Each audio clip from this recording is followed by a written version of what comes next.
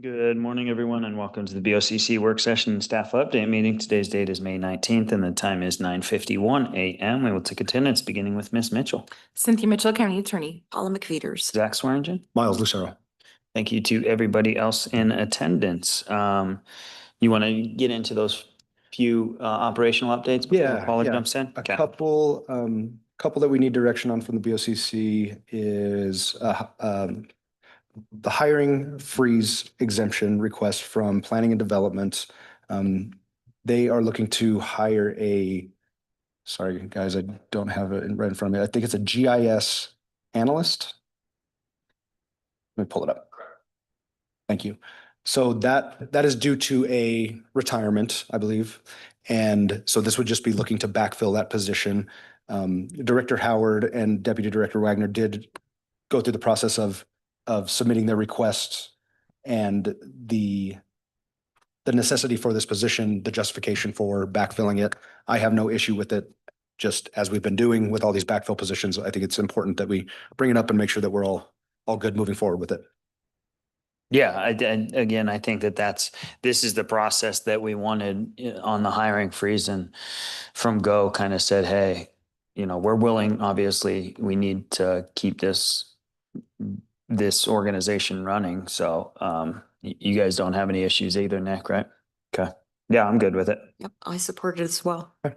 So there's that one. And then I did want to talk, since Mr. Angiaki's in the room, about the CAO hiring process. Applications closed this weekend. I believe we received some 40-ish actual applications. So thank you very much. Can you talk about the breakdown on the process that you've gone through to determine which applicants will move on to the phone screen portion of the process? Absolutely, Commissioner. Once again, Nick Angiaki, Deputy Director of Human Resources. So this role, we're spending a little bit more man hours on this role because of the brevity and the importance of it.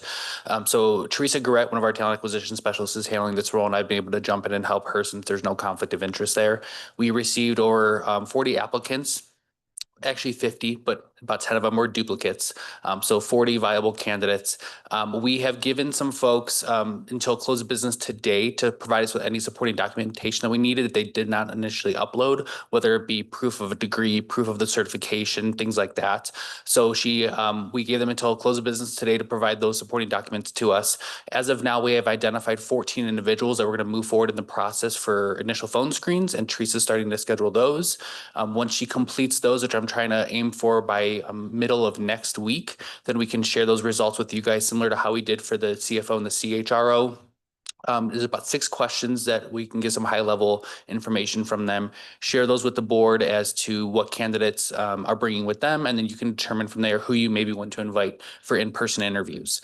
And talking to Commissioner Lucero, I know we're looking to move pretty quickly in this role, so if you guys can look at your calendars, he shared possibly June 5th or June 10th with me as days. That way I kind of know what my roadmap is with Teresa as we go through these phone screens and get those completed, and then also give the candidates enough time and notice to be available if they are invited to come for the next round for interviews with each of you. Several of the candidates are out of state, so ultimately it will be up to them if they want to incur the cost to travel here to be in person, or we could of course offer that virtual option like we have in the past for them to interview with each of you via Zoom. Okay. Okay. Yeah.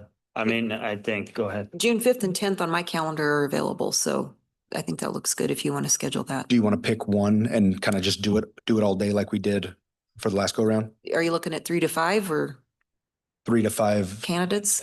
I think, I mean, I did a quick review, and I think there will be probably 5 that I'd be interested in talking to, seeing how phone screens go, of course, but I think blocking off, the day Either for day. 5. Mhm. Yeah, I would say up to 5. Okay. And maybe just on the 5th then to try and expedite things even by 5 days. Okay. Yeah. That works. I'll work with Teresa and we'll get those done for you. So more to come. Okay, Thank thank you. you, Nick. Thanks, Thank Nick. you. Okay, that's all I had, man. Thank you. That'll bring us, Thank you, Nick, for all your work on that process. and that'll bring us into follow with a strategic planning.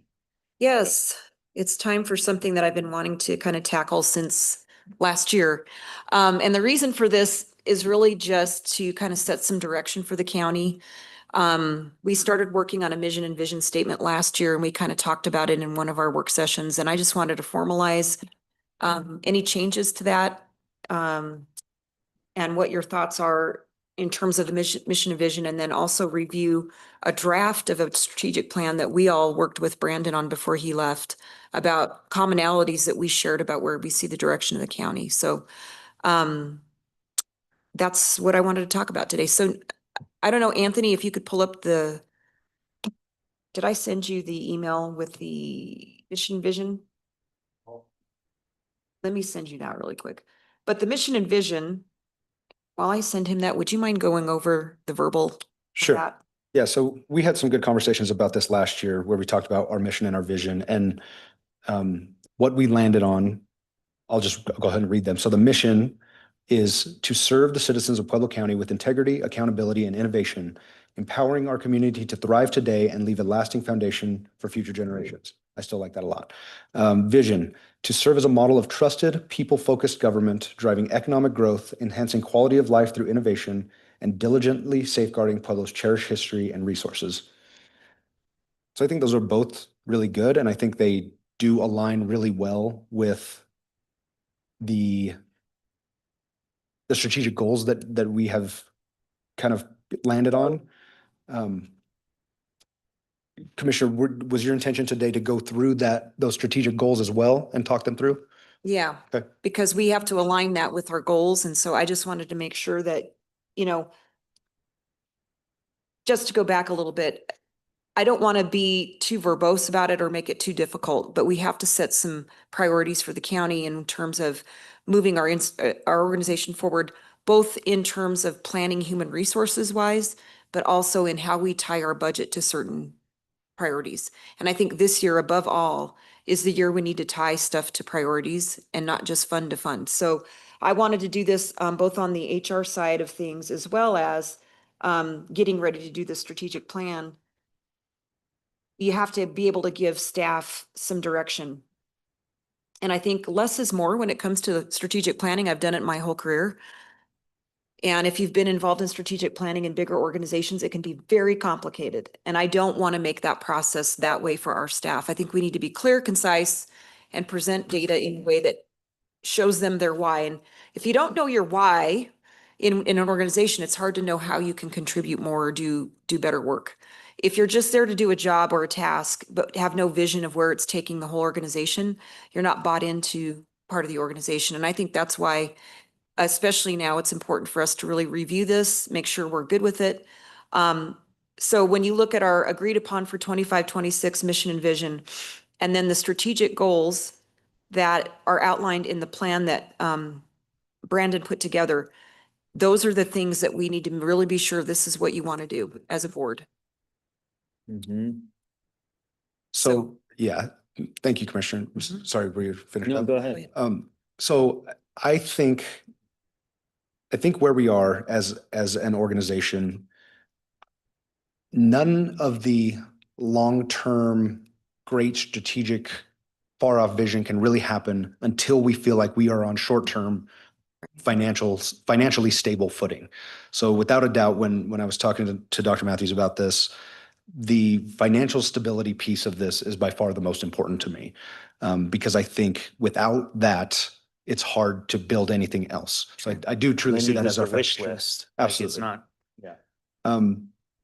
So I totally agree with that one. Infrastructure, I love. I think that's probably what we hear the most about from our constituents. And when I think about what we're trying to accomplish here, this is our strategic vision for a year or two, or maybe three.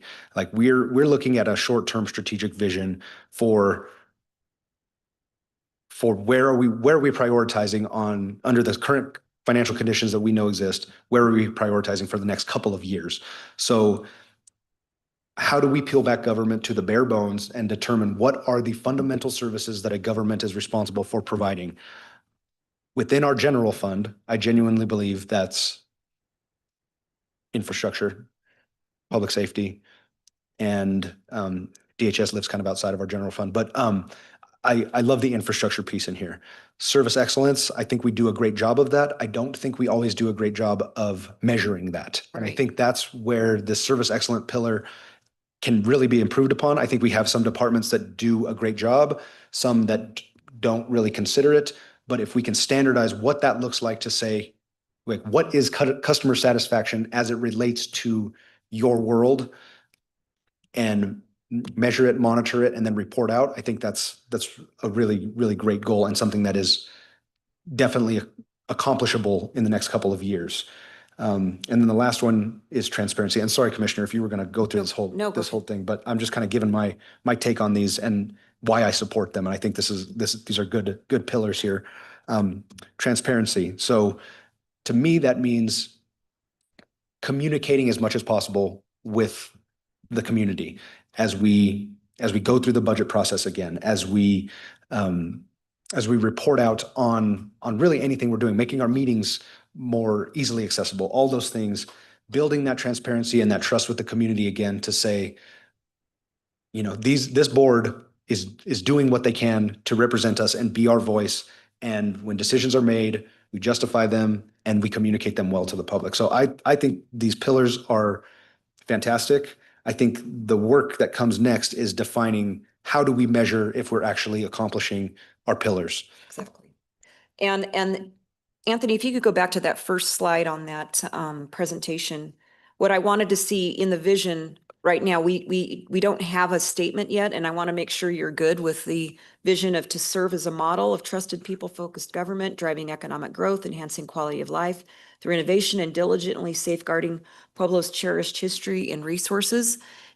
I think that vision statement still applies, even though our strategic objectives, I see this as you do. This is a short-term strategic plan to get us through this year and possibly next, and we'll have to come back to it because this is like a survival strategic plan. This is not long-term vision planning for the organization for 5 or 10 years. This is getting us through this year and next year. But in terms of a vision, we have to look at that vision statement and say, does it still meet what we're trying to do, or do you want to adjust that vision statement for the strategic plan so that folks understand where we headed?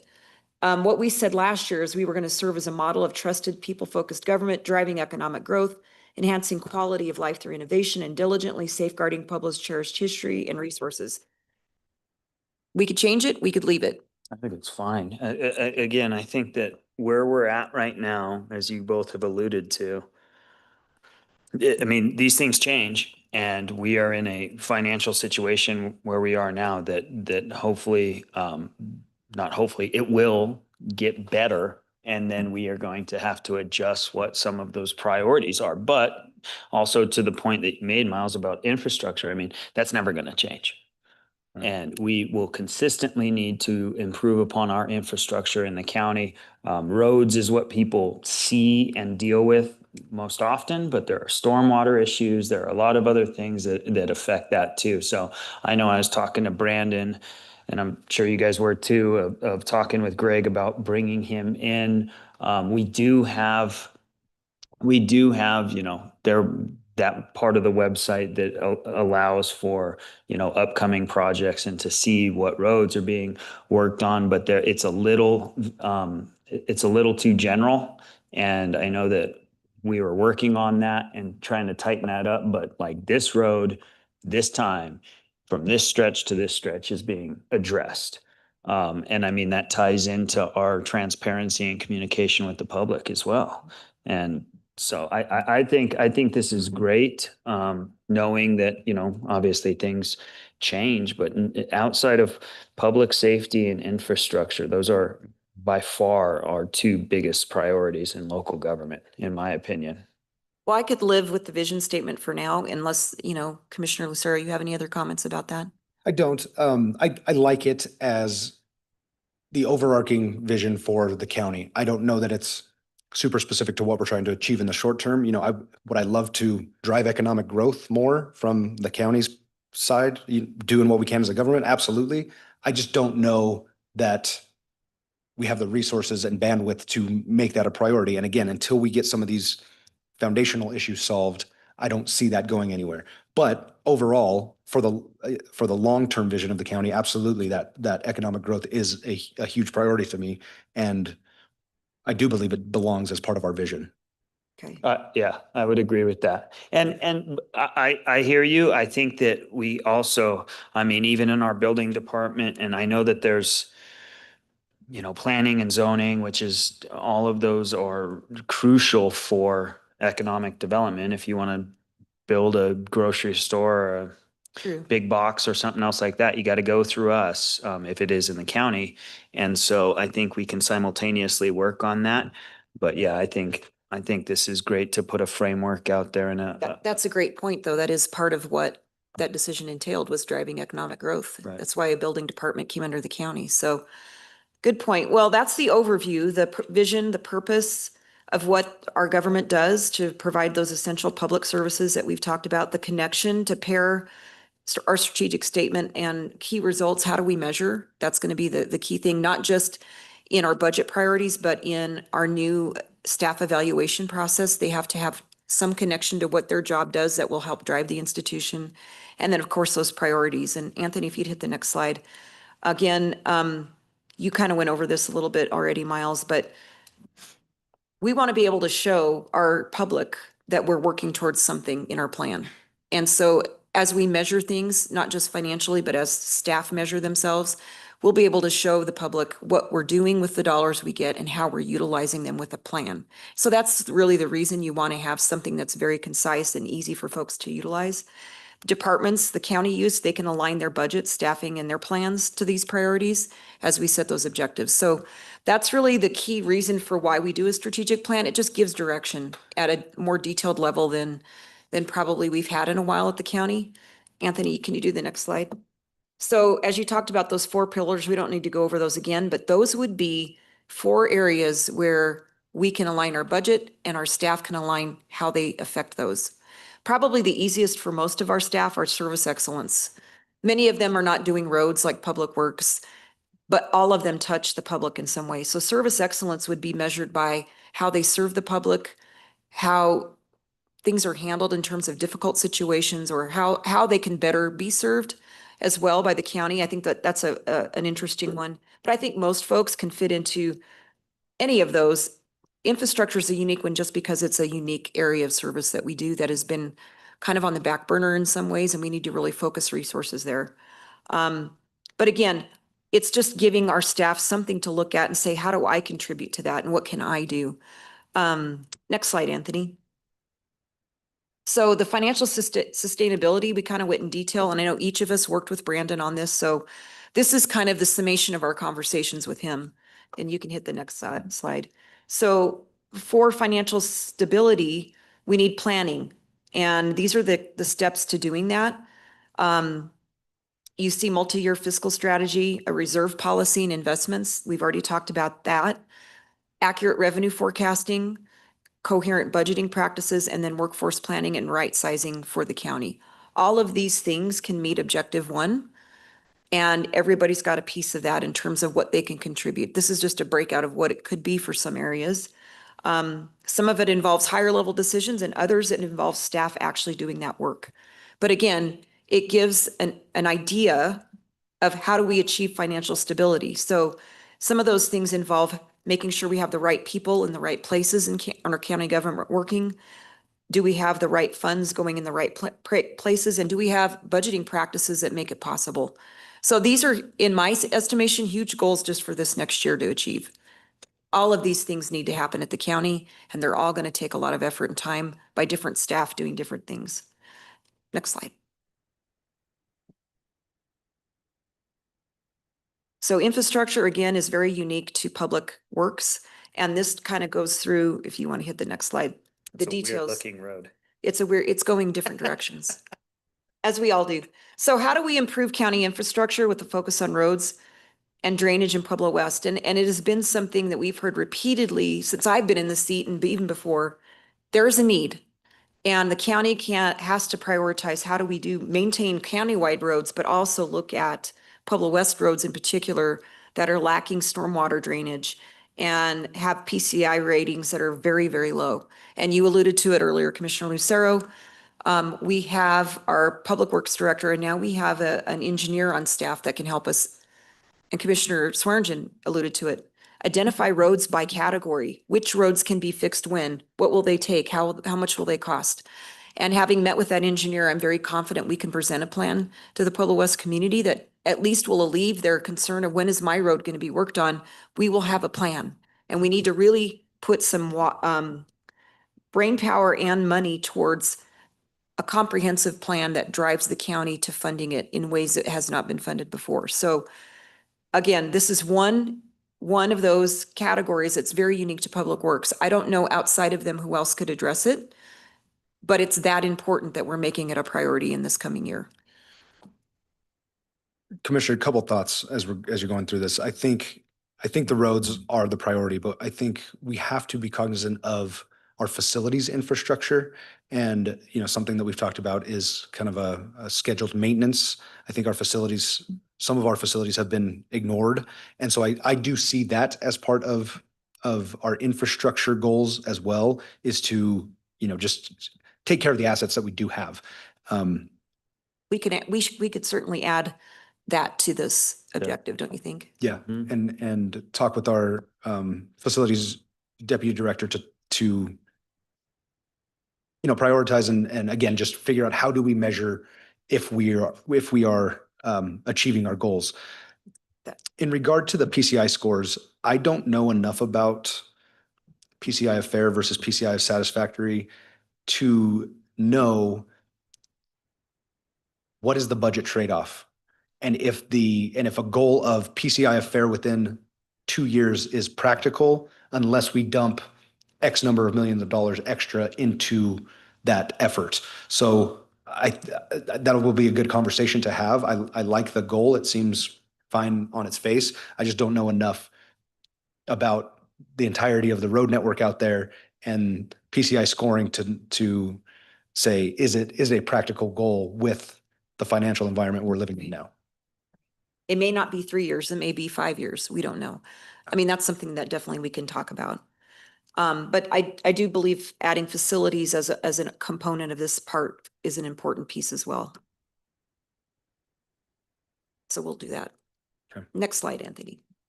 Service excellence. Again, improving service quality. We want better trained, better led, and a more focused workforce that can use technology. If it's going to benefit us to use technology to deliver it more effectively, we should be looking at that.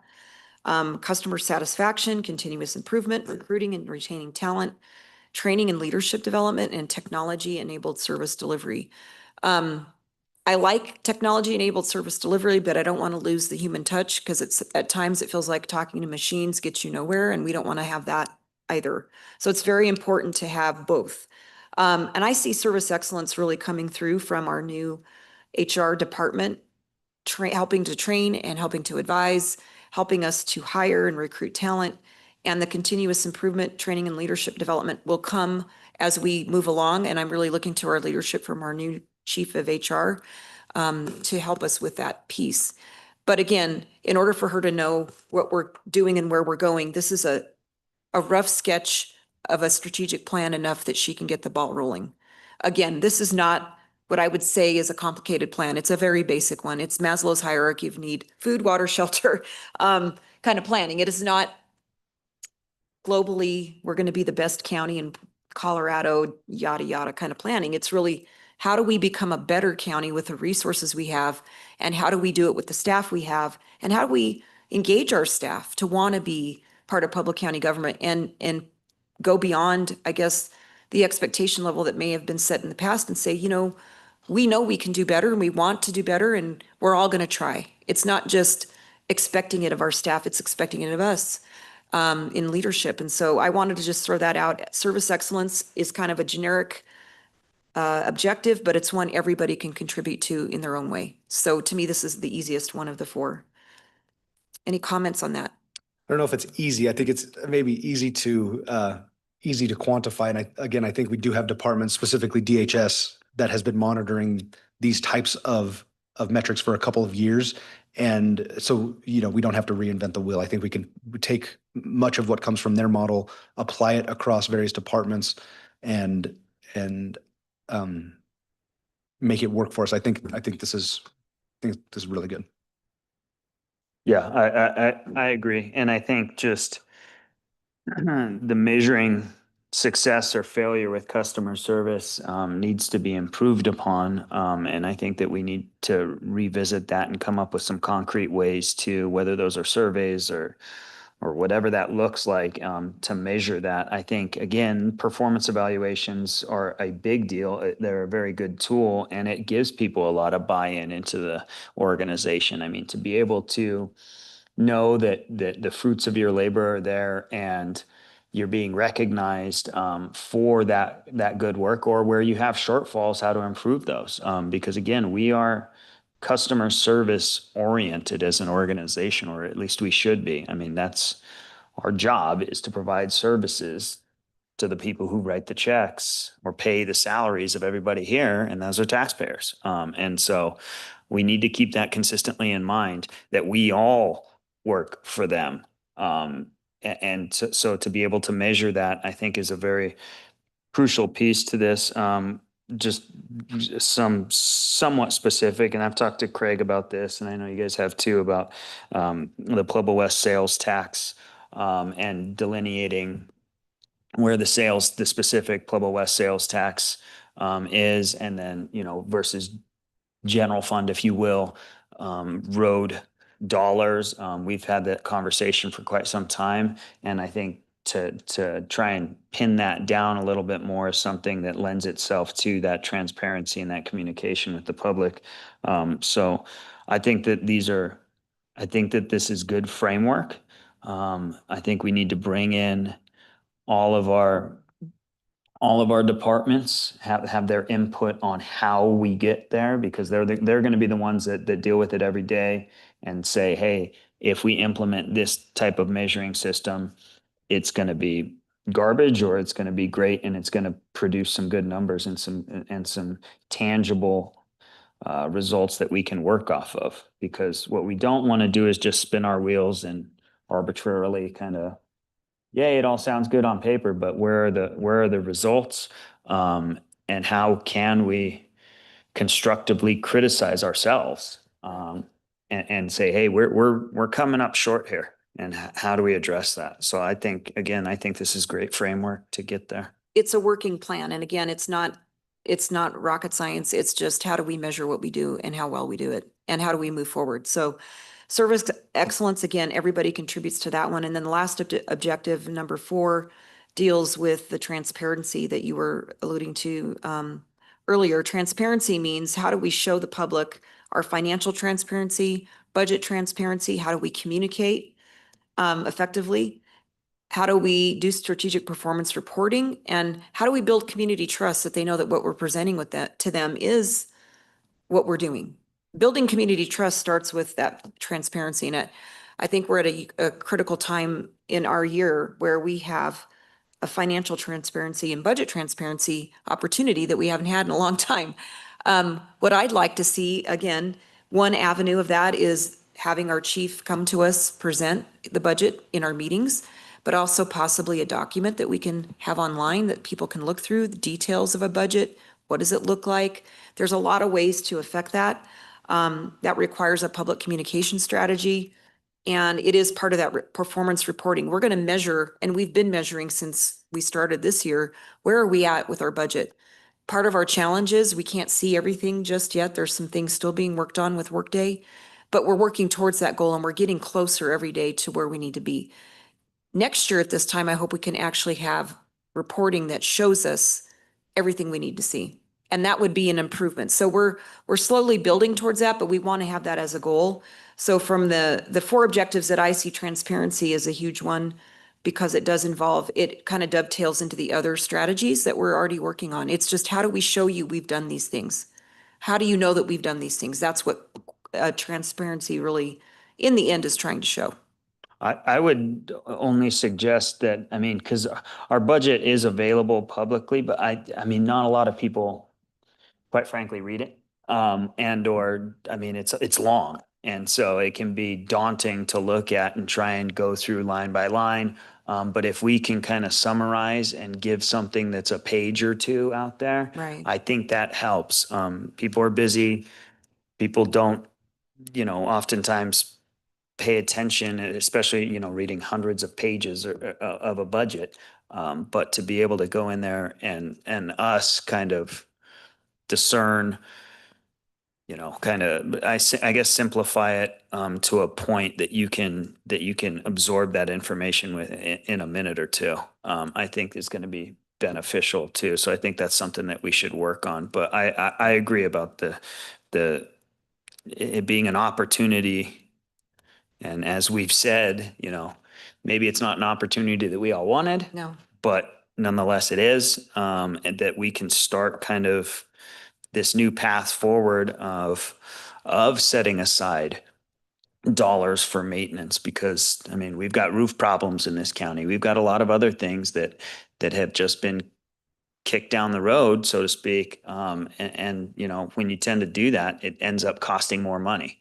And so if we can start setting aside, through reserves, through deferred maintenance, our reporting, holding everybody accountable, I think that these are all good things that the public, quite frankly, deserves on from their And county government. just as an aside, again, this plan would affect the BOCC, Board of County Commissioners, and direct reports under us.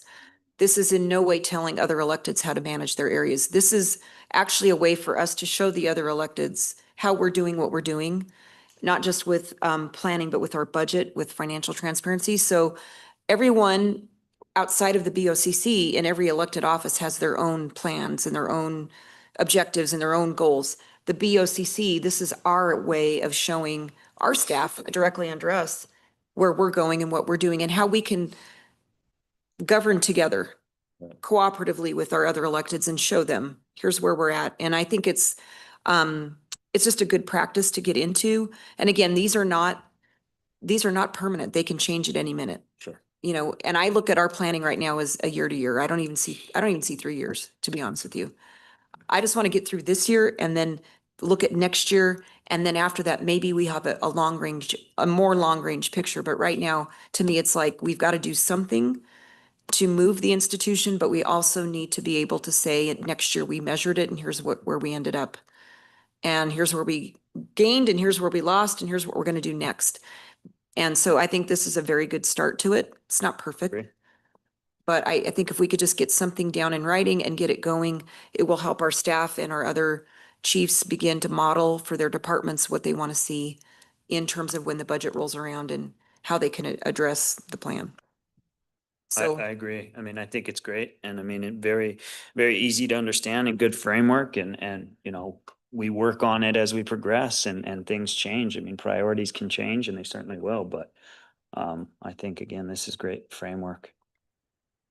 So what do you see as the next step for this, Commissioner McFeeters? I know you kind of taken on championing this.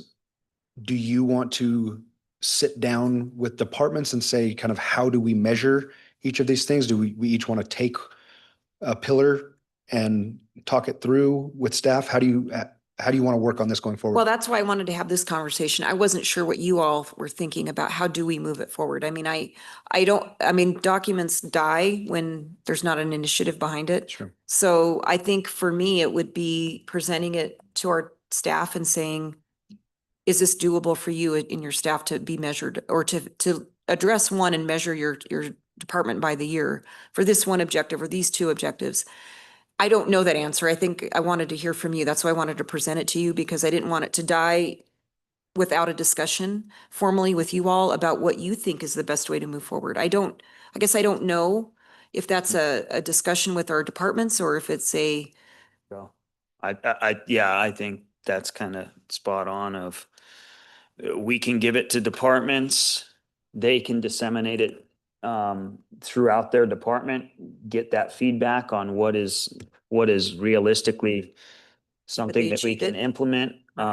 Work with HR on our performance evaluations. I know we've been working on that for quite some time, but to have that be able to be implemented soon, and then just getting that feedback from departments, and maybe I think 2 weeks should be enough to have that input, Yeah. you know, gathered and then bring it back, right? I mean, you think that, Nick? That's your world? Yeah, 2 weeks. Okay. Are you good with that, Miles? I am. Yeah, but I mean, not every, I don't see financial stability. I mean, that's going to be a big lift for the budget department. And as we know, there's Right. continual work to do over there. So, you know, I just want to make sure that we're not rushing through this because like the financial stability pillar, the infrastructure pillar really is going to apply to the Public Works Department facilities. And so I think just blasting this out there to directors and saying like, tell us how you're going to do this is not quite the way. I think it's going to take a little bit more Direction. direction and Grab it, like you direct think? conversation. So maybe we could scrub it, because again, infrastructure is not gonna need to go to HR. That's right. So maybe we scrub it, and Paula, if you have taken lead on this, maybe you can give us the quote unquote scrubbed list of what goes where. Right. We can say yes or no or add our input and then try and get it out to them. Yeah, you're right. I mean, because you could just put NA. I mean, if we gave them something, but it might be a little bit better to cater it specifically to the department. So yeah, we can pre-focus areas that we think Right. could more better address those priorities. I would love your suggestions about where you see that fitting, and then I will Okay. get it out. But Okay. I didn't want this to die without a discussion before we get into the rest of the big decisions this county has to Well, I make. can, I'm sure that Miles is the same, but I can get you my suggestions on how to narrow that scope to be Okay. specific to departments within a couple days. Great. Probably by Thursday, and then we can say yes to it and then get it out. Right. Well, I appreciate your time. Again, this was just an exercise to really get some guidance from you about where to go next and to really be in the mindset. It's May, but I'm already thinking about November, December. Yeah. And being prepared for decisions that we have to make and going back to this as our guideline of what priorities will be set. So thank you for the time today to go over Absolutely. that. Thank you for bringing that forward and taking lead on it, Paula. Thank you. Appreciate that. Cool. All I have. Yeah, thank you all. That'll leave us with a request for executive session, Ms. Mitchell. Thank you, Commissioners. It would be appropriate to go into executive session for the purpose of receiving legal advice on specific legal questions under CRS Section 246424B, and the specific legal issues are regarding Martin Marietta asphalt remediation at the new detention facility, J.E. Dunn and HOK contract requirements regarding building functionality at the new detention facility, and the building permit fee for the new detention facility, and determining positions relative to matters that may be subject to negotiations, developing strategy for negotiations, and or instructing negotiators under CRS Section 246424E regarding memorandum of understanding with the City of Pueblo regarding housing municipal code offenders in the Pueblo County Detention Facility. I am withdrawing the notice request to discuss a request for a letter pursuant to the Colorado Open Records Act.